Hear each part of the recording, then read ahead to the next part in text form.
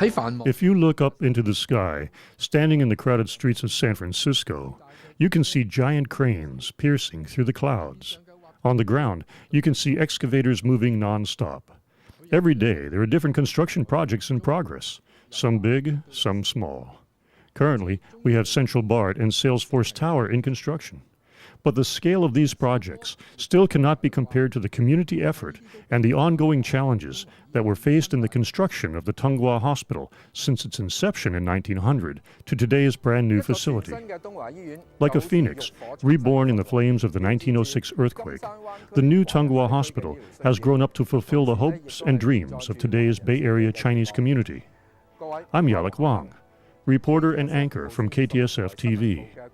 In the next half hour, we'll examine the challenges faced in the construction of the brand new Tunghua Hospital and all of the obstacles that were overcome. We'll look at all of the amenities that await the new public in this new building.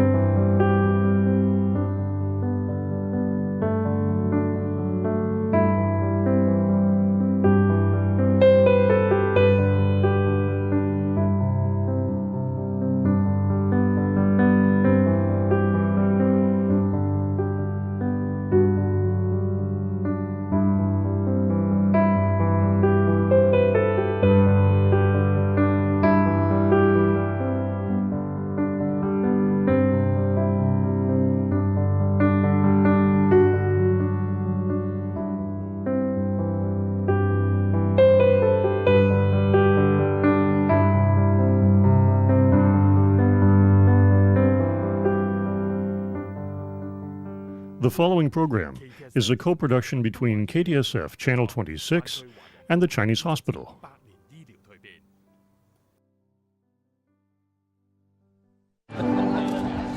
It only takes a tiny corner of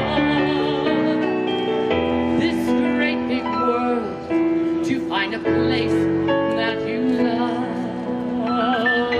Finally, after years of fundraising and all of your help, the community is going to be opening a brand new hospital for the Chinatown community. So congratulate all of yourselves. San Francisco, open your golden gate, let no stranger wait outside your door. Today, the completion date of the new Tunghua Hospital is of important and historic significance for San Francisco's Chinatown. Places only make me love you best. Tell me you're the heart of all the golden West. I think that during all the history of Chinatown, this is the most expensive facility ever built. San Francisco, welcome me home again. I'm coming home to go roaming. On April 18th, 2016, the century-old San Francisco Chinatown Tunghua Hospital held the completion ceremony of their brand new building. On that day, the sky was clear. The audience and guests could see far off into the San Francisco Bay. The place was packed with many community members and politicians. Many of the people were senior citizens, filled with curiosity and expectation. The new building took 4 years to design and construct. But for the citizens of Chinatown, they had been waiting for this day for over 40 years. In the 1970s, Tunghua Hospital was faced with threat of forced closure. Members of the community decided to start a movement to save the dying hospital. At the time of 1979, when we were out of compliance and the federal government felt that small hospitals weren't necessary, Many people who are living in Chinatown were born in the hospital.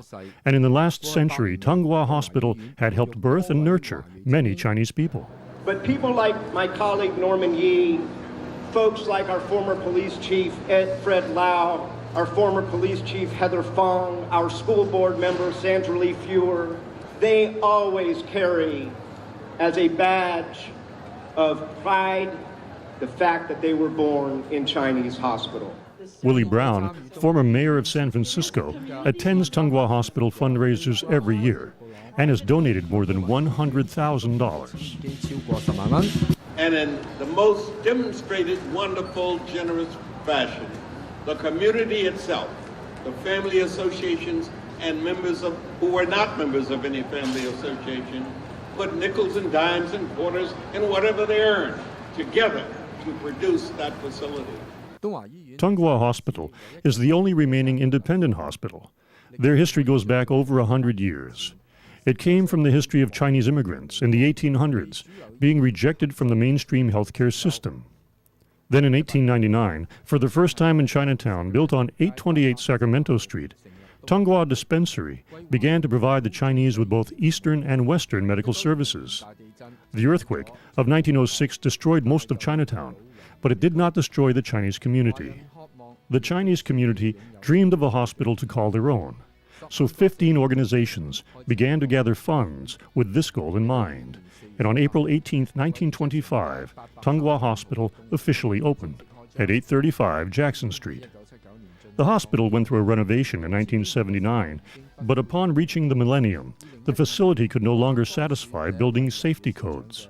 Finally, in 2012, Ed Lee, the first Chinese mayor of San Francisco, authorized the reconstruction of Tunghua Hospital. And a century later, it opened again. So many of you, for many decades, understood those barriers and came together and said, not only do we want a modern hospital, but we also want a hospital that can treat anybody of any background, of any language. And that's what our Chinese community has contributed to San Francisco.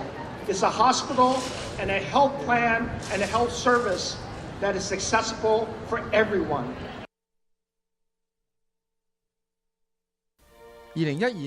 On December 10, 2012, the groundbreaking ceremony was held. In the process, the century-old building from 1925 had to be demolished. The basic construction took 6 months, and in terms of medical facilities, the new building's construction was deemed one of the most difficult.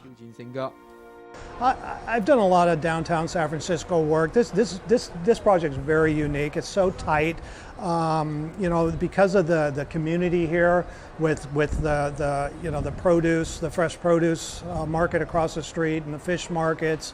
We have the elementary school behind us. We have residential. We're literally surrounded by everything here. So we had to be really aware of our surroundings when we came in here and to make sure that we didn't affect the community in a negative way. I call it the biggest little project in California, and I call it that because of the constraints we had in how to build it. We had to build it from Jackson Street. We only had one side and 4 parking spots. So logistically, this is probably one of the hardest projects to build.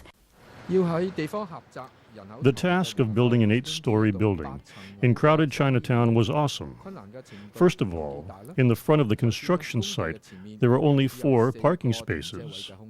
To the right is the old hospital, where patients would still come and go every day. To the left is a residential area. Behind the site is Gordon J. Lau Elementary School. And up in front we have businesses, a fish market, produce stores, all of them with vans coming through daily. And at the same time, the Century BART station was also in construction. So it was time, once again, for community involvement. Well, we have the ambassadors who are actually doing all the crowd control and street control with the signs. And they're the ones that also communicate to the merchants as well, because we have 4 of them out on the street every day. But we make sure we talk closely with the merchants to understand their deliveries. And when we make sure that the road is open for their deliveries and that timing, we don't have deliveries come in if it's going to conflict with theirs.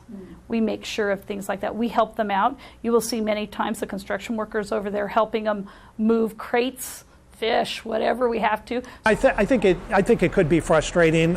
If we had a large crane coming in that we were going to inconvenience the street, we would do that outreach first. If we did need to take some of the delivery lane because of that equipment coming in for a short period of time, we did the outreach to the merchants to let them know that was coming, and we tried to work with them. whether it was the old building's demolition or the steel bars and cement of the new building.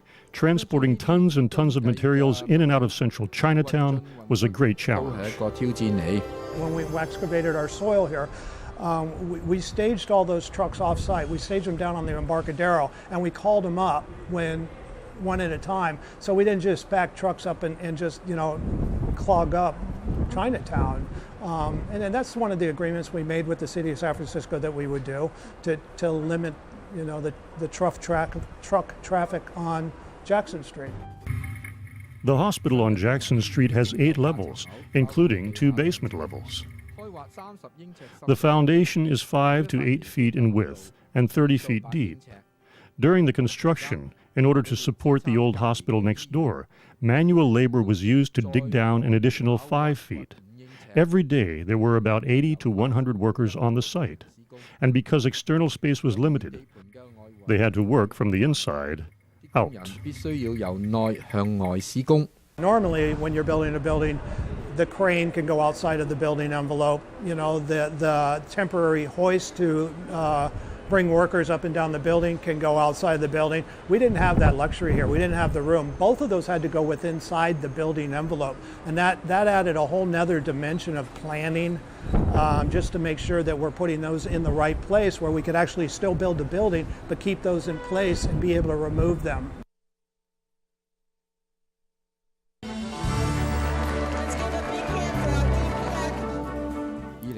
On February 25th, 2014, the construction of the new building entered a new milestone.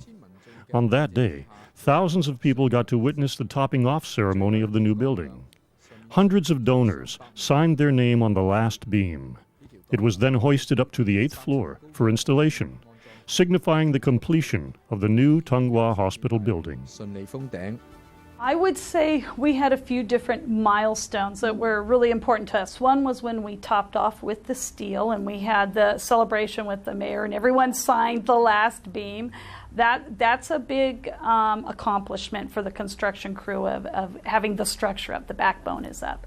The next was the following year where we were sealing up the building and we've been in a drought and we would say, okay, it's unfortunate we're in a drought, but it was actually advantageous to us as we were trying to close up this building.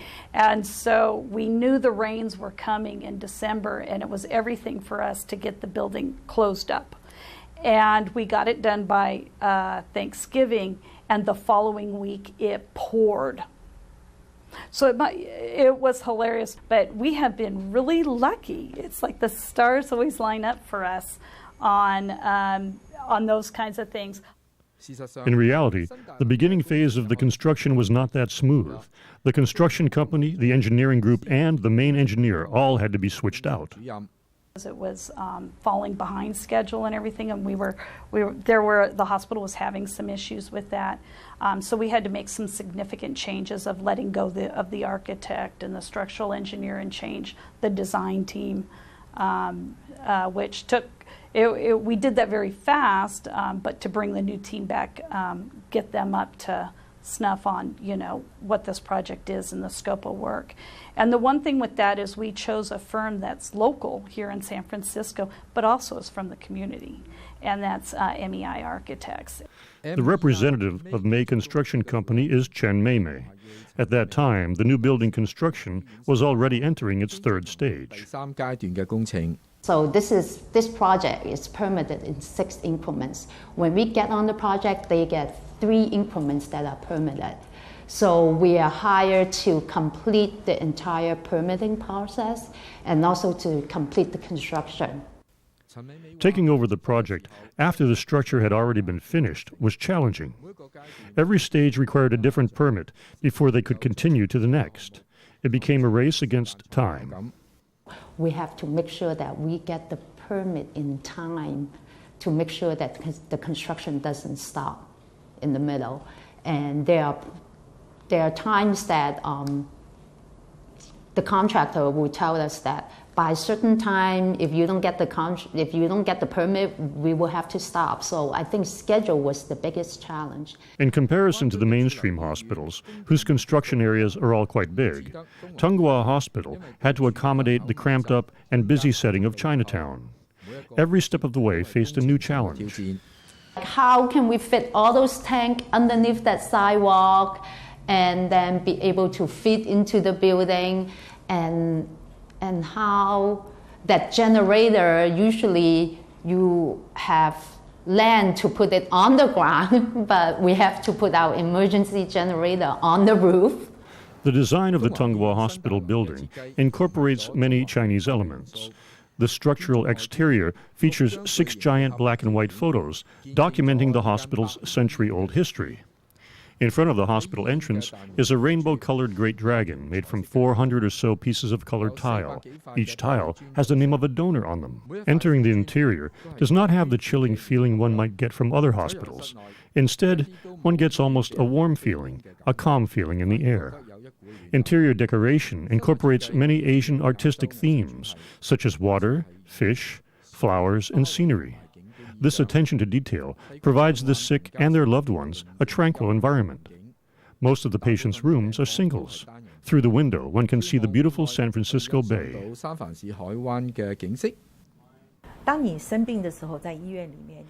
When you are at the hospital, you are usually sick.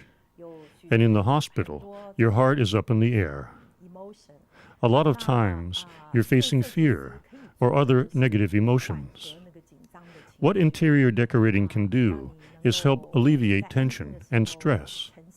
So you can do some time thinking alone, or think about nothing, and just focus on healing in a comfy and cozy environment. Interior decorator Kai Yi Wu separated the patient's room into 3 sections: patient area, family area, and employee area. I realized that above the beds, when you first enter the room, there's an empty wall that we could decorate. All of the flowers are plum blossoms, and they are really beautiful flowers. Hence, the plum blossom is a big element in my design package.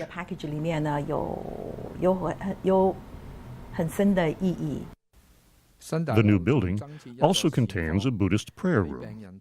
This gives the patients and their families a place to meditate so they can seek solace and tranquility. The main theme of the prayer room is a pond, and in the pond there are 8 koi. Why do we have koi? Koi is a fish that's filled with vitality. When someone is sick, especially when they are in the hospital, that's a difficult period for them. It's a time that requires the most encouragement. And koi signify swimming against the stream. And when the fish jumps through the hurdle, the Dragon Gate, it triumphs over a great challenge. I wanted to use koi to express the internal state of a patient in the hospital. The day before the grand opening of the new building, the hospital invited many staff and doctors back to check out the new facility. When they saw the brand new setup and the medical equipment, many retired doctors joked that the new building made them wish they could practice medicine again. Oh, absolutely. I think it almost makes me want to go back into practice. Of course, the new hospital is very pretty and brand new. No matter if it's technology or design, in the future, I believe this hospital will be very helpful in servicing the Chinese community in the Bay Area. The hospital setup is the most advanced. Another thing, as a patient when you're sick, staying in the hospital can be a traumatic experience. If you can be comfortable, such as having a good view when you look out the window, well, this helps improve one's mood tremendously.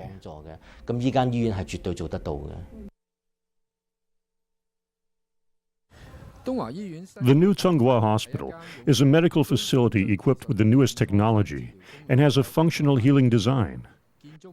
The building has 8 floors and about 100,000 square feet per floor. The structure itself utilizes anti-tremor engineering. Every service has been expanded and improved. There are new services too, including 88 patient beds, 4 operating rooms, and 23 intensive care beds. The medical imagery department is equipped with the newest imaging devices, such as CT scan, ultrasound, and MRI machines.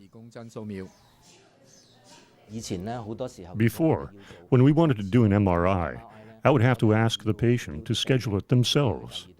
Sometimes they didn't know what to ask for when they phoned in, or they didn't know where they were supposed to go.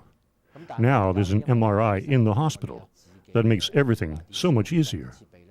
If a patient needs a test done, a lot of times back then we would have had to have sent an ambulance to them to bring them to other hospitals. That was a tremendous burden on the patient. But if we hadn't done that, we'd have a problem with the analysis of the patient's condition. But now, our hospital has its own MRI. We no longer need to force the patients to run around. The new building also has another special service, a recovery room. The biggest difference is that we added 23 new beds, and they're recovery beds. Recovery beds are very rare right now. You can't really find recovery beds in a lot of other places. For example, let's say someone had a stroke when they came in. Their condition would be critical at that stage. They'd be in intensive care, or they'd be placed in internal medicine. But once they're stabilized, the next step is to place them in recovery. Inside every patient's room, there's an interactive electronic display. It is connected to every employee's name tag. It identifies and displays all healthcare providers with their name, position, and photo, helping patients feel at ease, which helps build trust between them and the caregivers. Operations Manager John Zhang says, Tonghua Hospital can compete toe-to-toe with any large-scale hospital. We also incorporated many aspects of Chinese culture. John Zhang is also in charge of the nutrition department. She understands how important the kitchen is for a recovering patient. It's very important to be able to eat what you love when you are sick. Am I right? That is something our kitchen spends a lot of time on. Every day at 5 a.m., our workers come in and get started on the slow-broiled broth. So I gave it a name, Loving Old Fire Broth. I think when they drink it, this broth can touch them in the heart. Hanging on the outer wall are 6 giant photos documenting the different stages of Tonghua Hospital. Tonghua Dispensary started in 1899. It provided for the discriminated, the sick, and the poor with medical services. Then in 1925, 15 organizations worked together to create Tonghua Hospital, the first and only Chinese community hospital in the United States. The entire engineering team and everyone involved in the construction of the new hospital has expressed that they were honored to be part of this historic mission. I thought it was an honor, and I thought I was lucky that I could use my 27 years of experience, all in the rebuilding of the historic Tonghua Hospital. For myself, yes, because it's kind of like coming back and giving back to the community. And like I said, I feel so proud that we have the opportunity to help complete this project. I didn't even know there was a Chinese hospital in San Francisco. There's a lot of blood, sweat, and tears that's gone into this building to make sure we're getting the quality building we want, as well as the timing. We're hitting budget. It's really a team effort. I think everyone will be very happy. It's truly a blessing, and I just am really proud that I got to be a part of it and be a part of this history. It's really been a pleasure. It's been a great job. I mean, for me, I think I was just telling somebody the other day, this is the funnest project I've ever done. I mean, it's just the challenge of building in such a tight area and you know, being able to figure that out and having it be so successful. I mean, you know, hopefully I'll be able to do another job like this, but I doubt it. This is a very unique project.